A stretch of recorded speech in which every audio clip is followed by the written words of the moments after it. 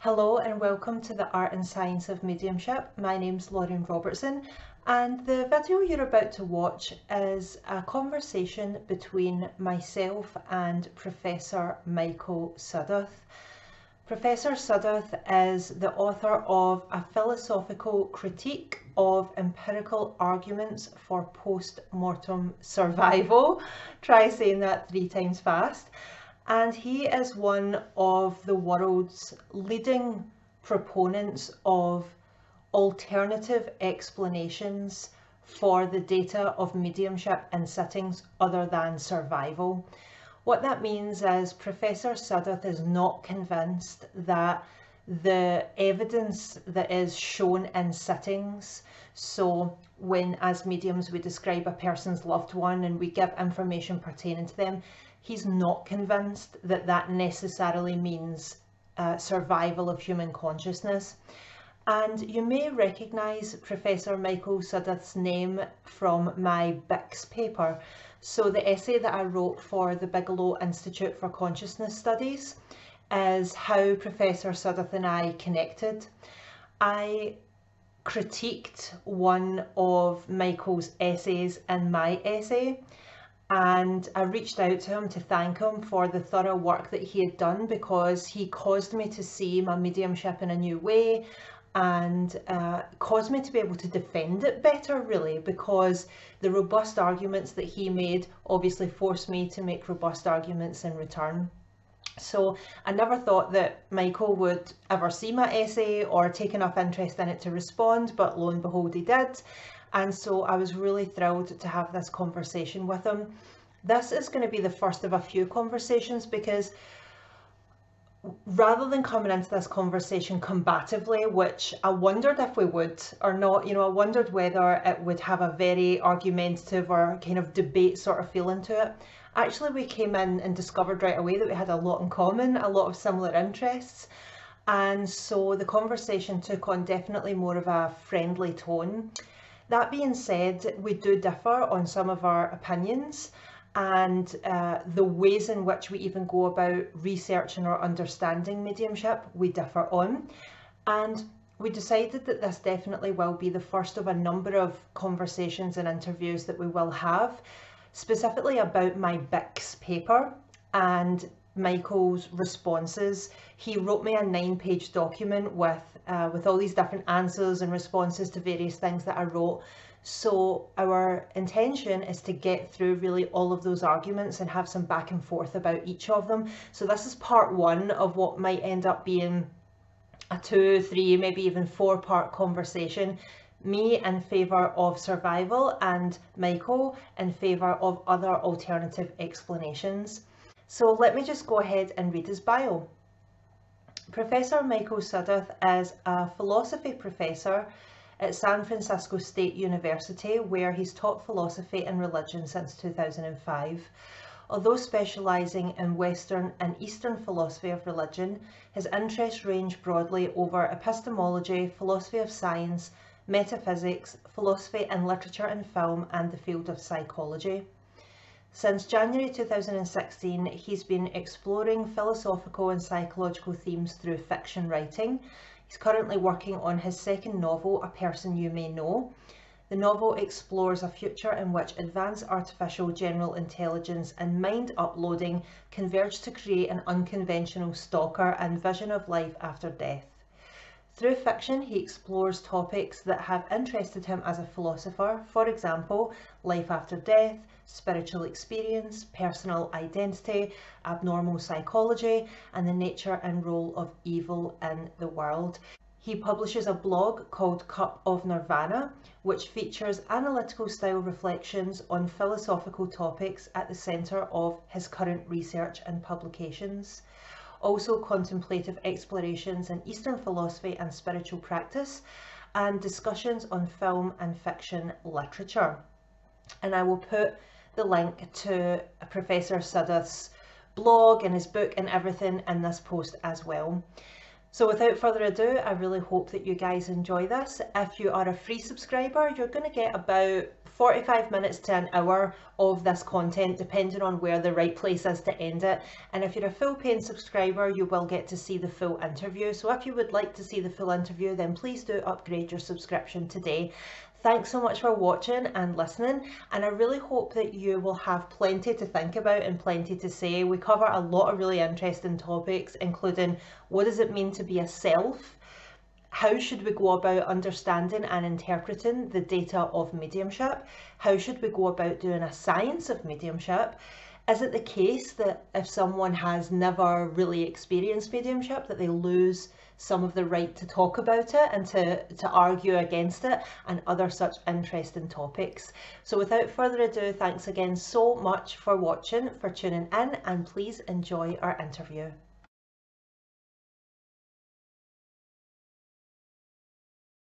Hello, welcome. How are you?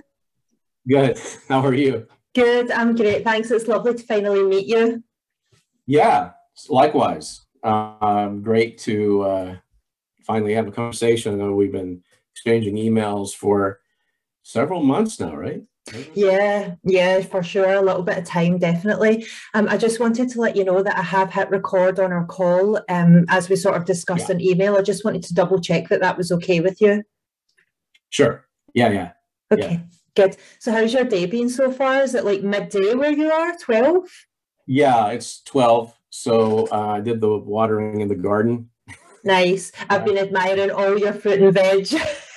Yeah, I saw you posted some comments on that. I appreciate that. Yeah, definitely. Good. Yeah, So watering fruit and veg. It's very therapeutic, to put your hands in the soil.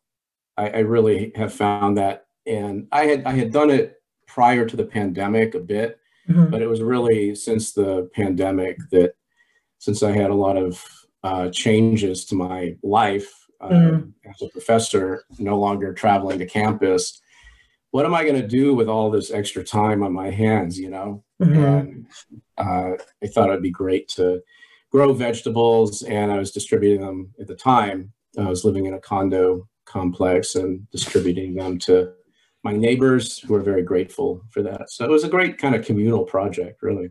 That's lovely. And what's your favorite thing to grow? Have you got like a pet thing that you just love to grow, that you found particular satisfaction in, or that you love to eat? Yeah, Marconi peppers. Nice. Those are the very large tapered sweet peppers. And I grew a lot of them last year, and starting some from seed pretty soon. I enjoy growing tomatoes, but for a different reason. They're very challenging, especially in the temperature conditions here in Northern California. Since I moved here last spring, very challenging to, accommodate to the needs of the plants, because they need different things. They need different kind of sunlight, different amounts, the nutrients in the soil. So I like it in part because it's very challenging, and it kind of takes me out of the kind of headspace I'm in a lot as a professor. Yeah, I can imagine. Very busy, very intellectual, lots being asked of you. Well, that's good. I'm glad you enjoy it. You seem very green-fingered. Like I say, I've been following a lot of your flowers and fruits and vegetables and various things that seem to be doing really well. I'm like really bizarrely sometimes green-fingered and sometimes not. I feel that my plants at home, just my house plants, they arbitrarily live or die. I haven't quite figured out exactly what they need yet. I've got a Chinese money plant that has like 4 pups currently sprouting up, and I've got a bromeliad that had 4 pups that I'm looking after, but I had an English ivy that I was hoping to put here in my office, and it just died. So I'm like, sorry.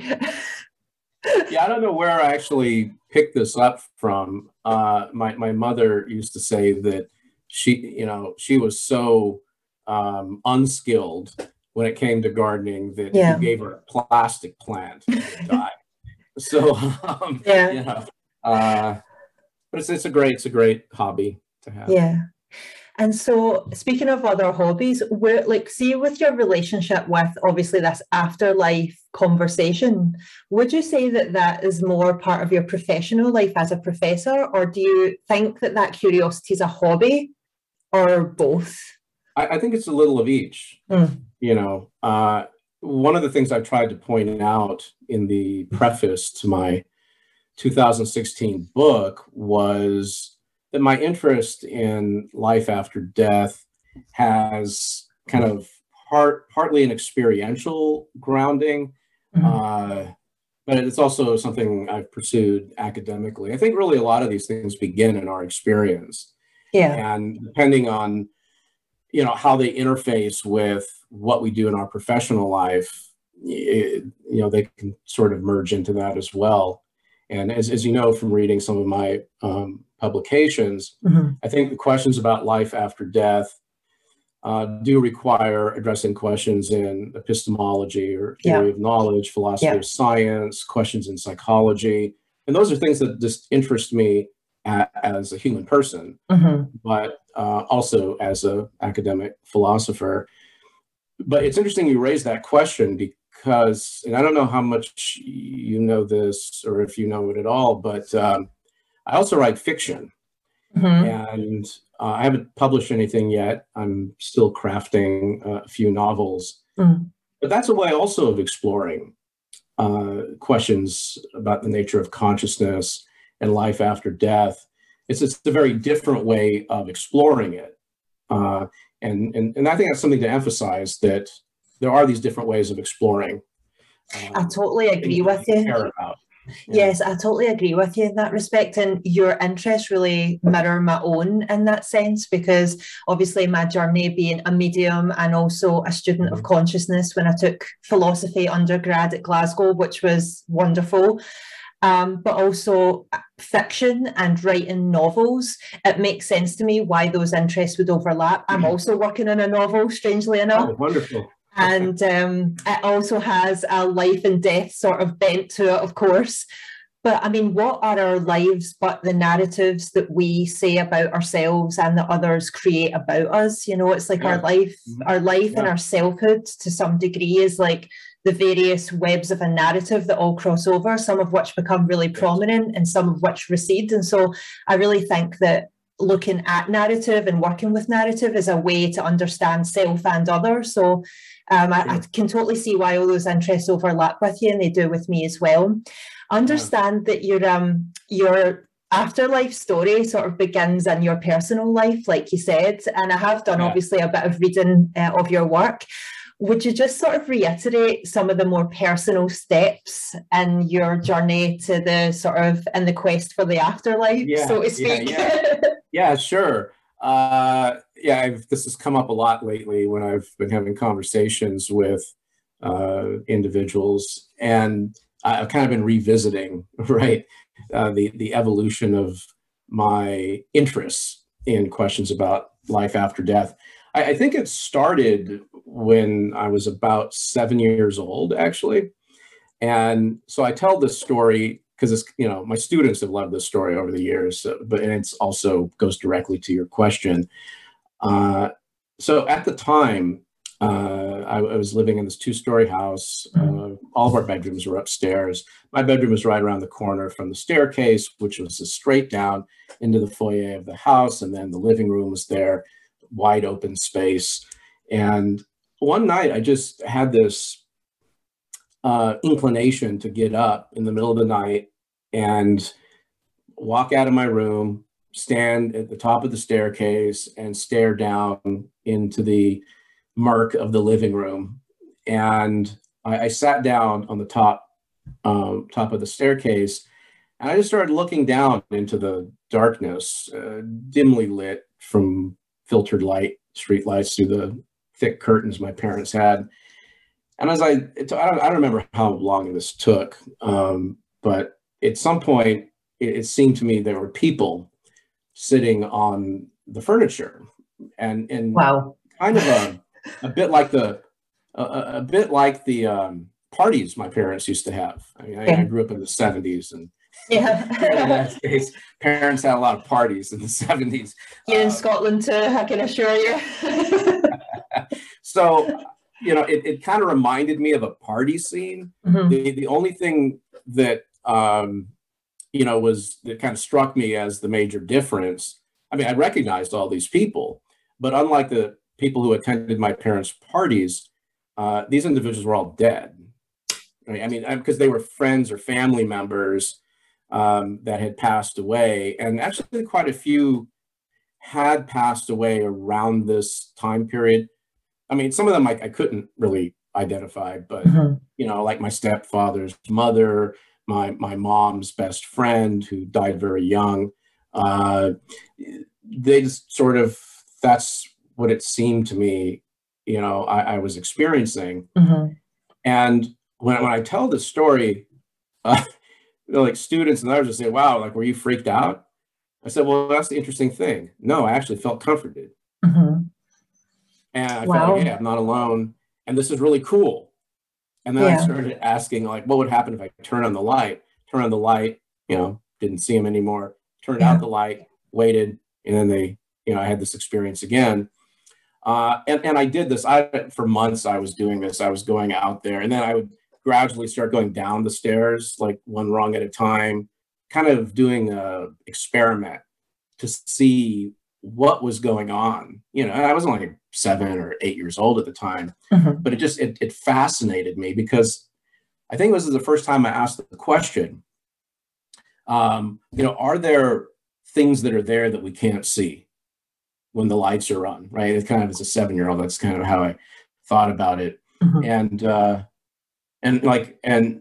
lights go on, are they still there? And so I was asking questions about what's real and how can I access that reality? But maybe I was destined then to become a philosopher. Right? It always they start you young. Yeah, but I should also emphasize that around this time period, I mean, there are a lot of family members who were interested in questions about life after death. So it's not like this happened in a vacuum. There was an important context. My grandmother, I spent a lot of time with her, and she was very eclectic in her approach to spirituality.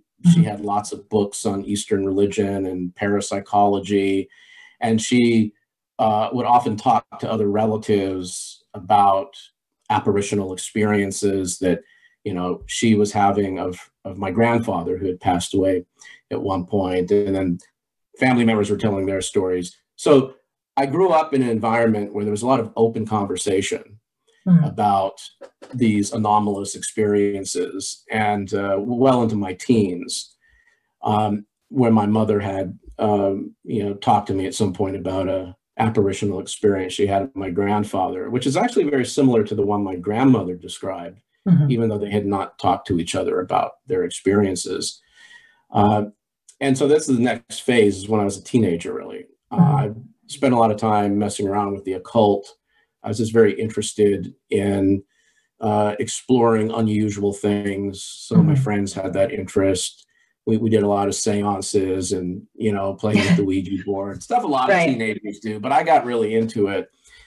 And this went on for actually a few years. It kind of dissipated for a long time, that interest. And later in life, it came back when I was living in a historic home in Connecticut, in Windsor, Connecticut, early federal house built in 1817. And my wife at the time, she was an attorney, and we had a lot of bizarre experiences in that house. And that led to a very detailed research project I had to figure out about the house's history, and uncovered some very interesting things there. And so, like, in terms of these themes, do they feature in your fiction? Is your novel at all related to any of these themes of life after death, or? Yeah, a bit. Actually, one of the novels I'm working on. There's more than one. That's bold. I did write one novel which needs to be revised, and it centers on the discovery of one of the lost novels that was incomplete but lost by Sylvia Plath. Okay. And called Double Exposure. You know, nobody really knows what happened to it, but the story pursues the notion of some residual attached to the document, like the actual pages. The manuscript itself, there's a continuing aspects of the psyche of Sylvia Plath, and that it has the capacity to transfer almost in the form of a possession to certain individuals under certain conditions that the story explores. And it's a fairly dark kind of story, but that's one example of, you know, kind of a place memories gone wrong type thing, you know. That sounds good. Yeah. Interesting. And then the other one is about set in the future and deals with artificial intelligence and the idea of simulation, which for me is a very fascinating way of thinking about the prospects for life after death. And this philosophy professor, actually, it's the first time I have a character who's a philosophy professor. He becomes convinced that his digital assistant, his digital home assistant, is impersonating his ex-fiance. And wow. Things get really weird in this story. And it turns out nothing is really as it seems to be, which is one of those things that interests me as a philosopher and also just as a person. Wow, those sound like really amazing concepts and so interesting. I'm so fascinated by AI and minds outside of human minds and what that means about being a self and what's possible. You know, obviously having studied philosophy of mind, and my fiance and I were just watching two AI systems have a conversation with each other on YouTube, and you know, they got to the existential nature of their reality pretty fast. And that was the GPT-3. Right, right, AIs, yes. Yeah, the large language models. Yeah, that's all very interesting. Yes, stuff. very much. Can I ask you a personal question, Michael? Sure. Thank you.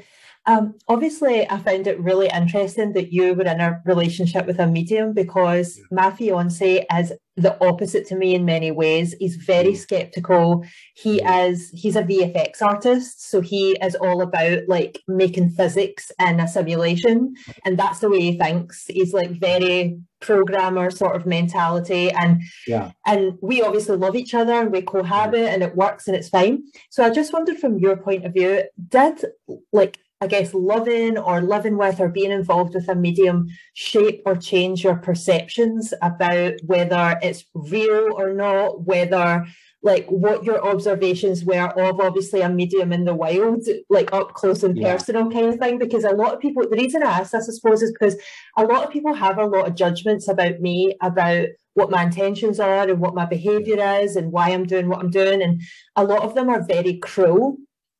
And I think that they're possible because they don't know me personally. And my fiance, you know, he's always feeling like, I get why they're skeptical, but I know you're not doing anything to defraud anybody or anything like that at all. So I just wondered how you handled that, and if loving a medium sort of changed your view on any of that stuff.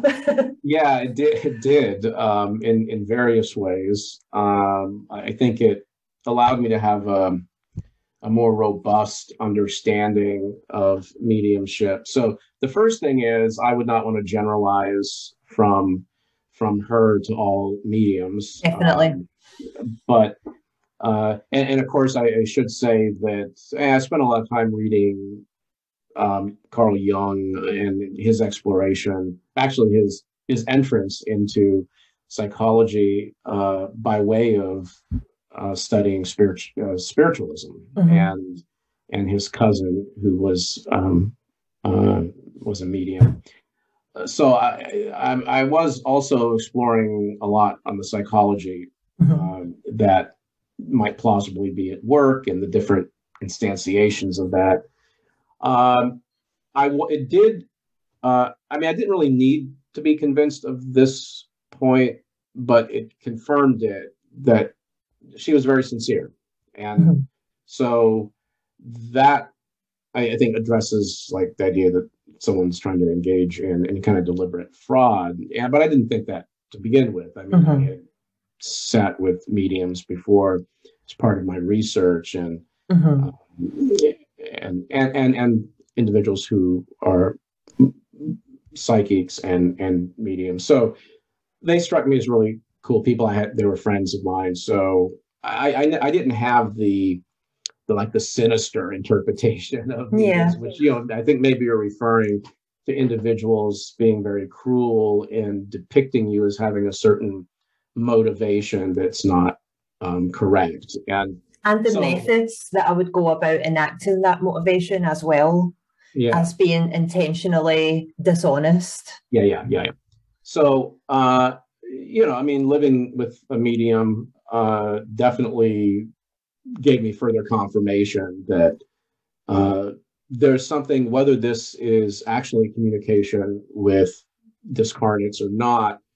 I just found it incredibly fascinating psychologically, and having the opportunity to sit down, and I still have recordings actually of a lot of our sittings because some interesting things emerged out of them. But here's where I'm reluctant to generalize, because my ex, there are a lot of other psychological issues going on with her, as a cluster B personality type. And it interests me how personality and mediumship, the different ways these might be interconnected. Me too. And that's something that I'm continuing to have conversations with people who share that interest. So that was the other thing, because she did evolve into trance mediumship as part of how her mediumship evolved while we were together. And some of that became a little unsettling to me personally. And that's also because I had a family member that suffered from dissociative identity disorder. And so that means that there is a sensitive area there. In my own developmental psychology, which I always have to be very conscious of. But it's also what got me interested in questions about personhood and me too. Right. And consciousness. So that childhood is very important. Beyond the stories I was telling. I was very open to what she was proposing. I probably was not nearly as skeptical as I would be now, and some of my skepticism, some of it has been shaped by seeing what was going on there. But there was some really impressive stuff too that she did. Therein is the big question of the different ways of trying to interpret what's happening and the different kinds of inferences we can draw. Of course. But this wasn't a source of tension. No. Typically, it wasn't a source of tension in the relationship. In a weird way, I think we kind of had a bonding around this stuff, and I think that was probably the least of like the problems, but it was an aspect to the larger narrative. Sure. And did you ever try mediumship yourself? Have you ever just tried to do it? No, although it's interesting because when you're writing fiction, my own view on that process, and certainly the way I approach it and other writers, is it's a lot of tapping into different voices within yourself, right? So there's an interesting element of dissociation involved in, at least for lots of writers doing fiction. And, but that's, at best only of element that's going on in mediumship. I haven't really had an interest in going into it beyond that. The way I see it, there's a lot of time that I've spent to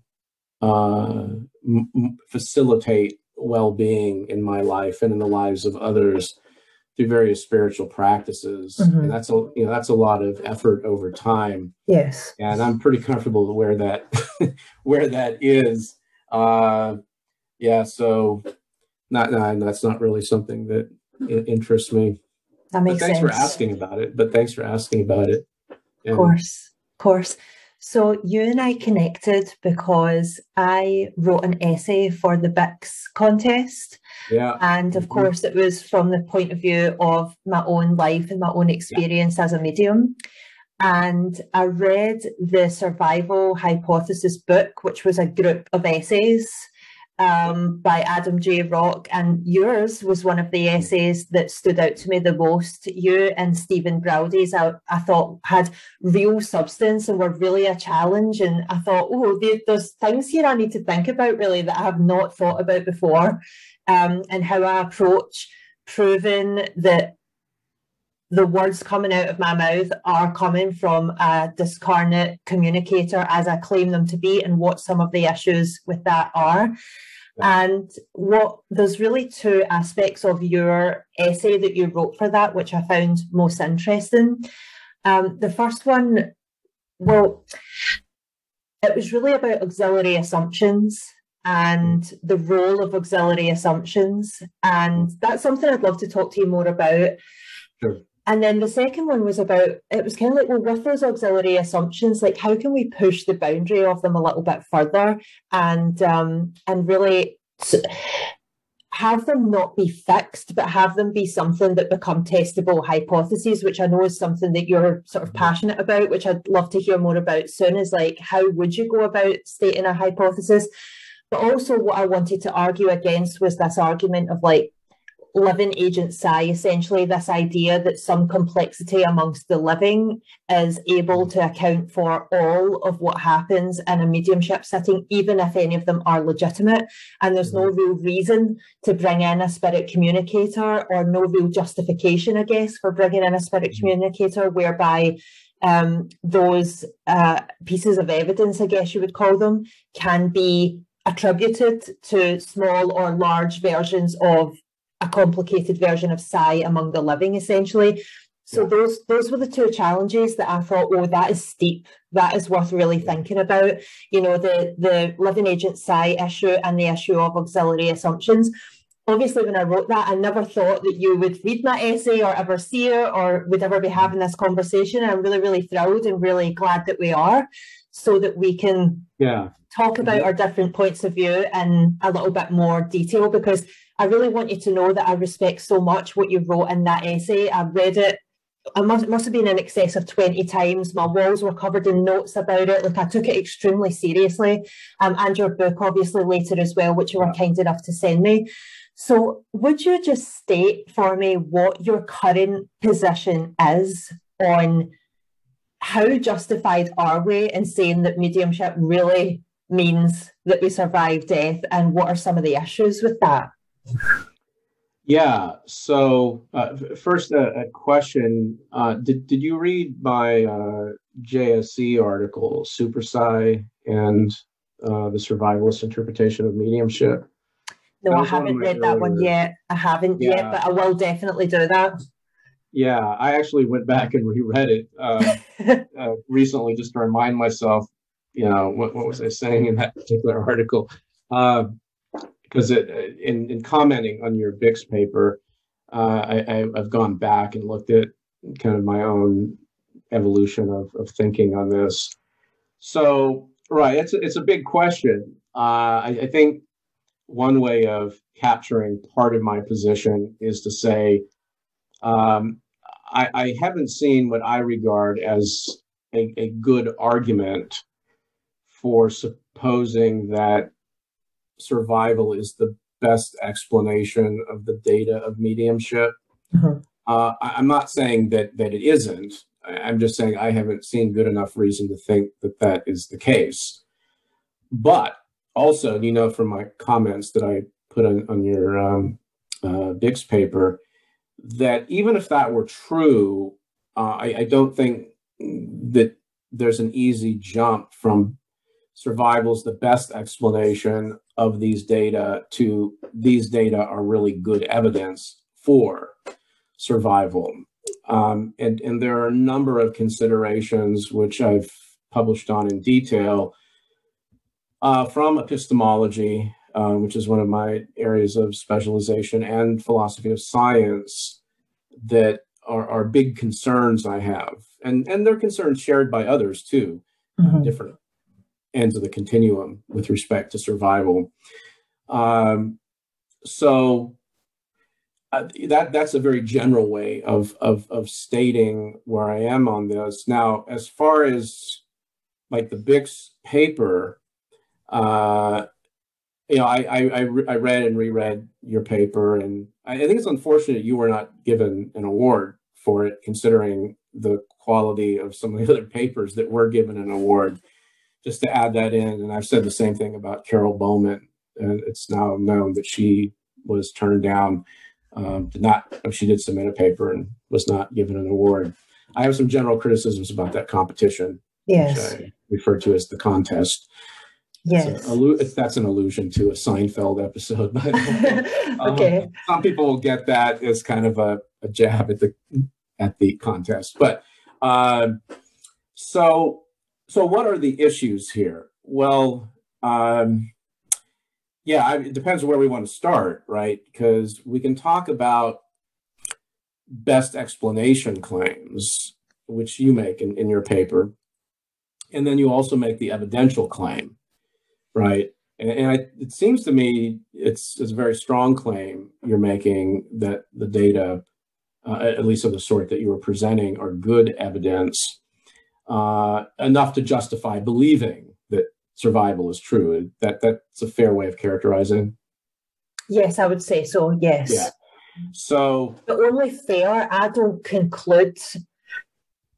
You know, I'm with you in saying that I don't really know what it's, and so when I say good evidence, I mean good as in weaker than conclusive, weaker than great, but looks like this is who it's coming from and this is what it means. Even when I do my public demonstrations or my readings, I say to my clients, this is not me trying to say to you that this is what you should believe, because I don't have all the answers. But I would like to present to you the possibility that I have knowledge about your loved ones in spirit, and that may mean there's something of us that it might put in your head where you've said goodbye forever and suffered as a result. You might then have the right to open your mind and say, well, maybe they're not gone forever. And that's for you to conclude if you think that's strong enough from what I've had to say. So I do make claims insofar as, I guess for me, I do think it is the best explanation of a sort, but I don't know what selfhood means. These are things that we can talk about and unpack, but yes, but that was something I did want to ask you about, because it's difficult to see how the evidence sort of proving survival and survival being the cause of the evidence are not quite symmetrical or not quite the same thing. Yeah. So, well, first, I agree with you. I never took you to be arguing that this conclusion is conclusive. Some people did though in their papers, didn't they? In their Bix papers, and I thought that was bold. Yeah. Well, there were some pretty strong claims in some of those papers, and one of them in particular, I think, made claims that were just outrageous. But I'm referring to the Bruce Leininger paper, by the way. It's no secret now. I've published it at length on Bruce Leininger and his reincarnation story. But I think it's important to note that those kinds of claims are outliers among survivalists, right, who are writing on these topics. Most of them are more modest in what they claim. And I think that's important. Modesty is important. And I didn't see your paper, violating that. To me, it was more of an issue of how are we making these Sure. movements, say, like from best explanation to good evidence. And the reason being this, and so we can explore this a bit here, and you can sort of maybe clarify how you're thinking about it. Sure. It's sort of a notorious problem in philosophy of science and epistemology in philosophy that there's no like straightforward inference from, I have a hypothesis that provides the best explanation for some observational data, to then go from that to the data are good evidence or justifying evidence for the belief in the hypothesis. Now, you read my book, so you know there is a way of making that transition. Mm-hmm. Right? And I think I talked about that in my comments on your paper that I sent you. So it's as if like you're on one mountain peak with the best evidence, and then you're on another mountain peak with the best explanation.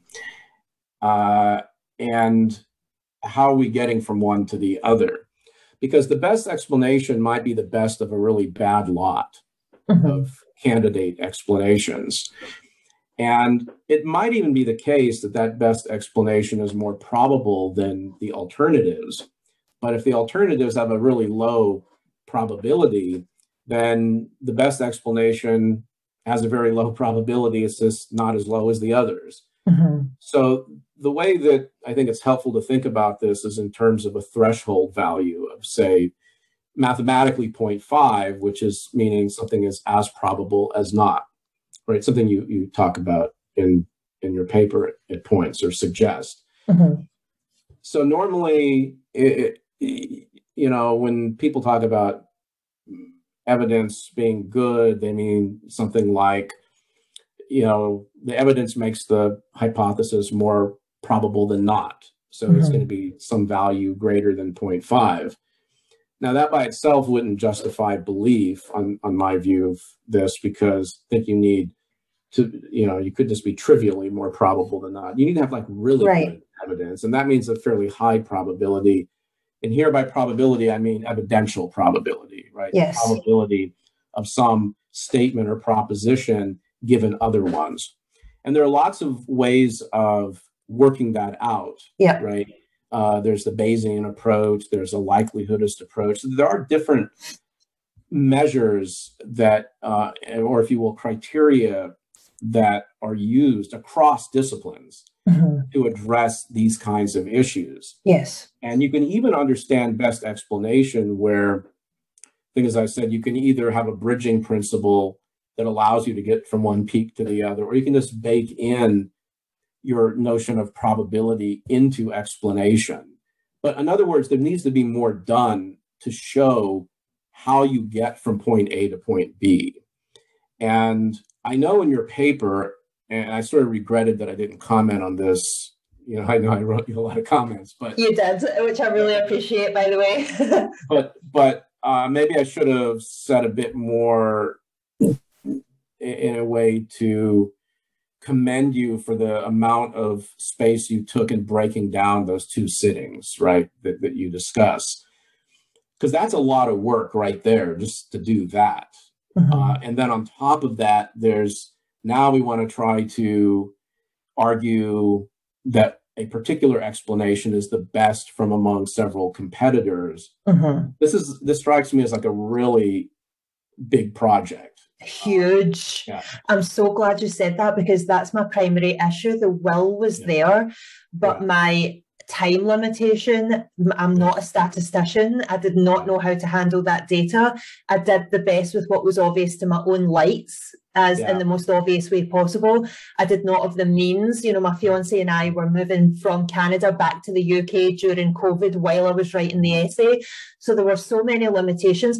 Like I say, my fiance is absolutely amazing with maths. And I asked him about different I guess, parameters or different domains, different ways that you could set it up to express and explain it. And I even felt myself that the essay, with the time I had available, didn't get to the depth that I wanted it to get to. I wanted to do more work. I just didn't have the means in many different ways at that point to do it.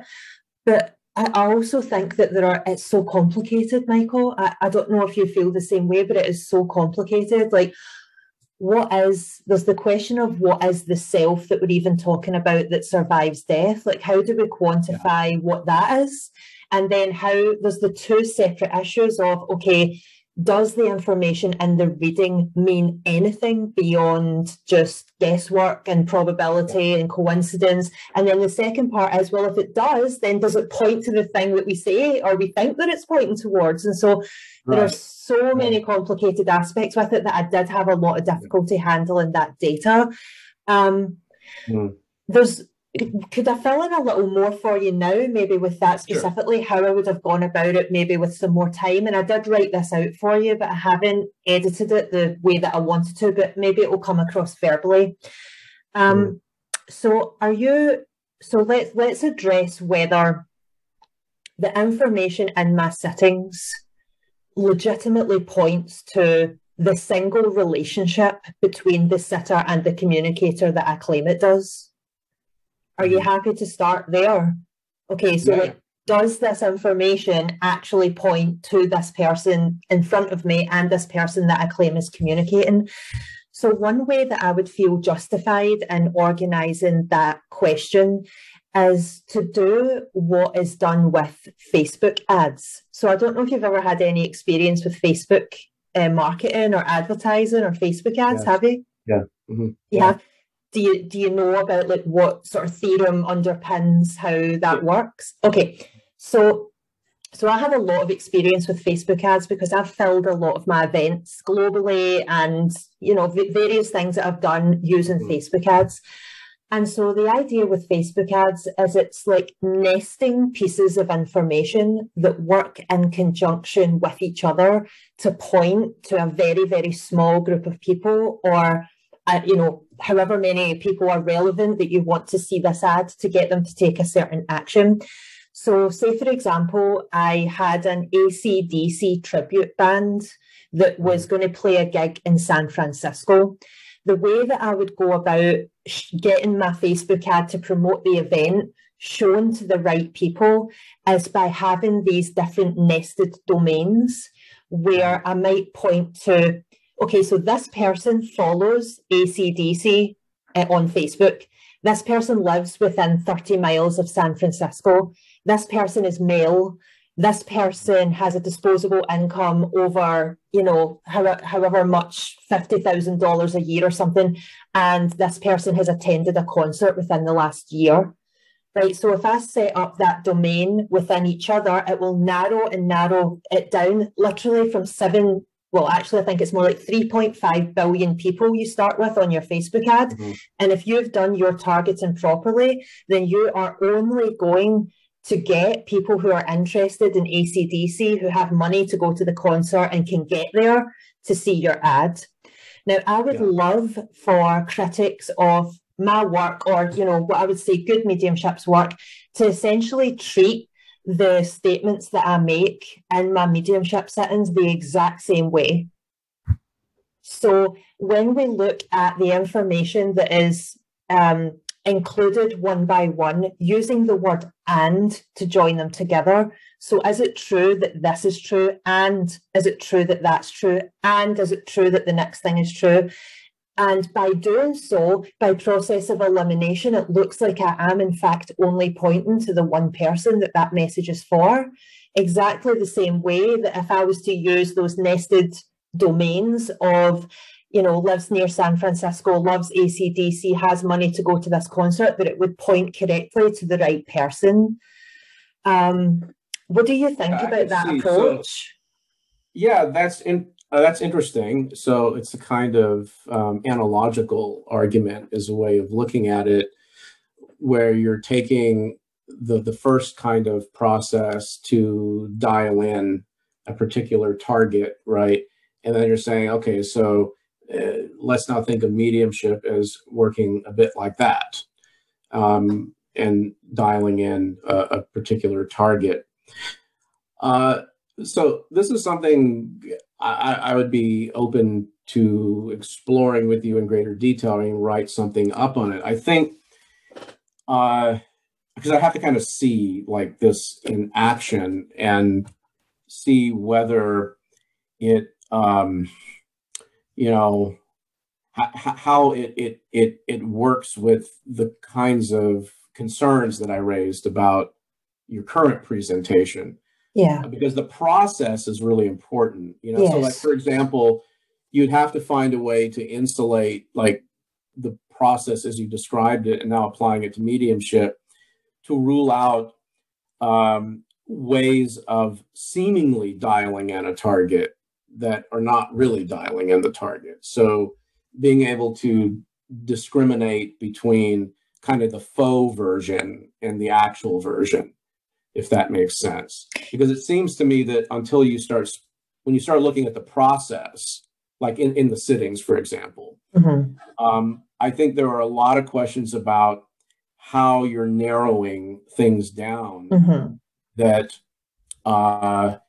yes, it may very well be that you are narrowing it down to the target, but it may be an independent question as to whether that's evidence that you're actually communicating with, or that you have an argument that shows that you're communicating with a discarnate. But I mean, it's an interesting... Could I respond to that? Is that okay? Yeah.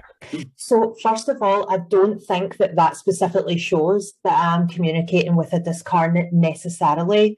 But what I do think is, so say for example, you have that same example with the AC/DC fan, right? So say for example, we took only the domain male. That domain on its own wouldn't get you anywhere near an AC/DC target at all, because male in that context means nothing. It just so happens that most AC/DC fans are probably male, so it's probably cheaper to target them as fans. So if you took that one on its own, that one piece of information, it wouldn't do any of the work to get you closer to your target.